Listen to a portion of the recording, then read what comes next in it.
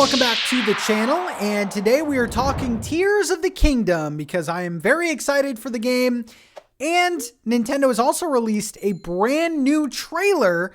Now you can't see me, but I'm using fake quotes for brand new trailer because this trailer was actually leaked on Reddit about like a week or so, and I didn't want to make any coverage on it just because it was like unofficial, official stuff, and Nintendo doesn't like that. They probably would have taken it down.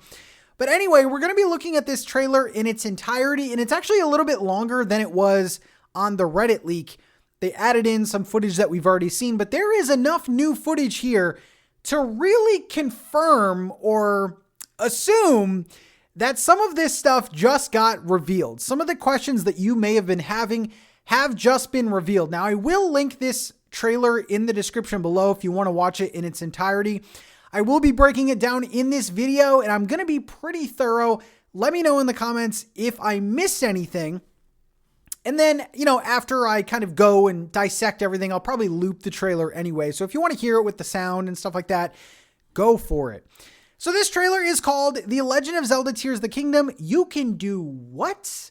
So I find that interesting how the big hook here and the big marketing, push here is the customization. Obviously, you can fuse weapons, you can create your own vehicles and things like that. And I think it's a very smart decision by Nintendo. I think Breath of the Wild definitely was all about exploration. And this game has a big, play how you want, which I think is brilliant by Nintendo. Okay, let's get into this footage. I will be stopping it, like I said before.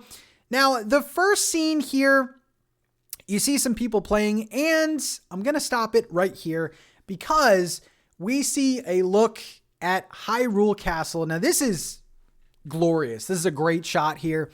We see a lot of the malice that is surrounding the castle here.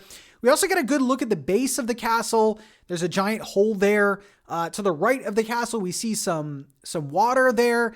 And then on the bottom right, you can see the mini map. We do have a tower symbol, which is probably the tower that was in Breath of the Wild already. We do have our power there, 4 hearts, but it's just an overall great look at the castle. You see Link kind of going in. The next screenshot I want to, stop at is this piece of footage. Now, this person that's playing in the trailer, you see this initial footage where they're trying to solve a problem by walking across this rail. Looks like you're in the Sky Islands here. Now, the interesting part about this, they do show you a solution to this puzzle, but I want to turn your attention to the top left of their screen where they have 3 hearts. Now, this is a very interesting, and I'm going to go out and say it. I think that this is where we start in Tears of the Kingdom. I think we are starting on a Sky Island. Now, as you can see the clouds there, it doesn't really show the ground too much. I think we're going to be sort of confined to a Sky Island-like tutorial, similar to the Great Plateau. But if you do look at the 3 hearts, there's only one spot in Breath of the Wild where you have 3 hearts, and that is the Great Plateau. Now, there is one sort of possibility. This person could have started the game and chose stamina over the initial hearts, but I don't know. I really do think that this is the starting area of Tears of the Kingdom, which is pretty exciting, and judging by this, looks like it's going to be a more challenging start of the game than Breath of the Wild. I thought the Great Plateau, not talking about Master Mode, but the Great Plateau was pretty easy. And the fact that we're going to be on a giant, set of Sky Islands is kind of exciting. All right, continuing on. We have another look at a flying machine. Now, the next scene in this is probably the biggest piece of news we've gotten. But, this is another look at, some of the crafting. Of course, this trailer is heavy on customization. But we do see Link constructing a pretty simple looking flying machine with 2 different fans attached at the corner of the main platform. Now, we did see in another trailer or footage that we've seen before, the fans were actually placed in different spots. So this is kind of interesting that we can place them on diagonals, on the sides, kind of opens up the possibilities for this game. We're also seeing 2 large batteries on the back that will power these things. One of my main concerns was like, how long are these fans going to last? But it looks like the more batteries, the more power that you put on it, the higher and longer you can fly. We're also seeing more platforms on the right. I don't know if this land is just going to be littered with garbage that we can kind of play with and make flying machines out of, but it's pretty interesting nonetheless. Continuing on, this is the shot that I want to show you. Now, this is that same exact flying machine in action, but I want you to look to the right. This, like I said, this was a leaked trailer before, but now we can kind of talk about this. So to the right, if you can kind of look very closely, we do have a ring of rocks. And if you've played Breath of the Wild, that could be one thing. And that looks like a Korok puzzle. This is interesting because we haven't seen confirmation of Koroks yet. We've seen that weird sort of Korok with the backpack that looks like it's a part of the quest. But this looks like our first Korok puzzle. And I want to ask you guys, what are your thoughts about this? Do you want Koroks returning in this game? What role will they play? I know in Breath of the Wild, it was always fun finding Koroks, but I feel like 900 was way too many. They need to definitely scale that back and maybe give us a better reward. I know that in Breath of the Wild, we got to expand our weapon and item storage. You can also get the famous prize if you get all 900. But this clearly shows to me that this is a Korok.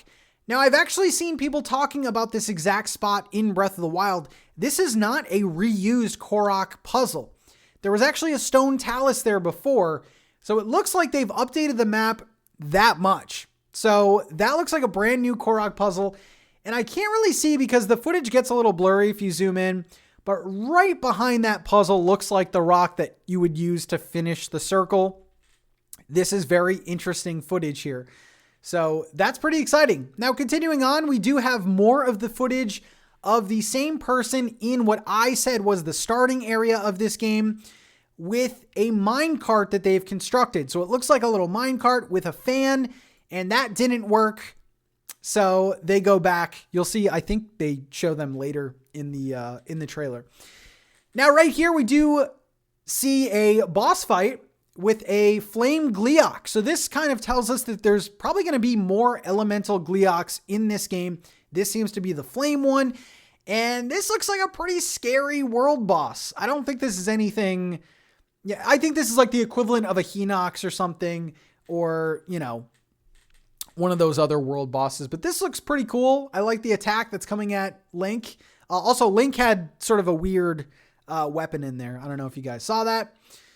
Continuing on, we do have a good look at the Ascend power, which we've seen before, and he just goes kind of right through the platform there.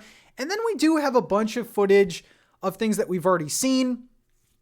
I do want to stop at this frame, though, because Link just shot a flower and it illuminated. Now, that could have been a illuminated arrow. I kind of want to go back on that just to kind of see that more.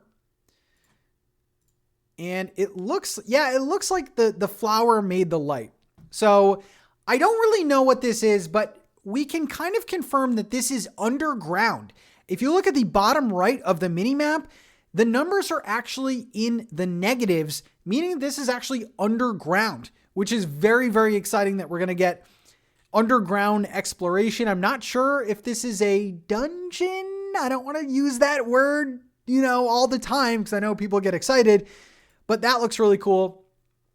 And then I kind of liked how they did this to show that, you kind of have to come up with your own solutions. Here's a third piece of footage where this player actually connected two minecarts, which, kind of fixed that puzzle and let them continue on, which is very cool. I like that. I believe the rest of this is stock footage, so I don't really know how much I can go from here. Yeah, we're seeing a lot of the stock footage that we've seen before, but that's also very exciting. So let me know what you think of this brand new footage. I think the big things to take out of this is we have a new world boss, the Flame Gliox.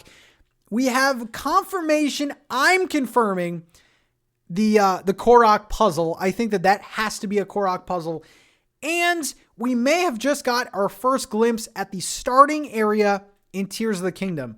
Let me know if I missed something. And by the way, Nintendo ain't playing games, because on the trailer, if you guys go and watch it after this, the comments are turned off. So I don't know. Nintendo's probably like, listen, You guys can go watch NintenTalk and get all that, theory information, but we don't want it on our video. Interesting stuff. Thank you guys so much for watching, and I will see you in the next video. Peace out, everyone.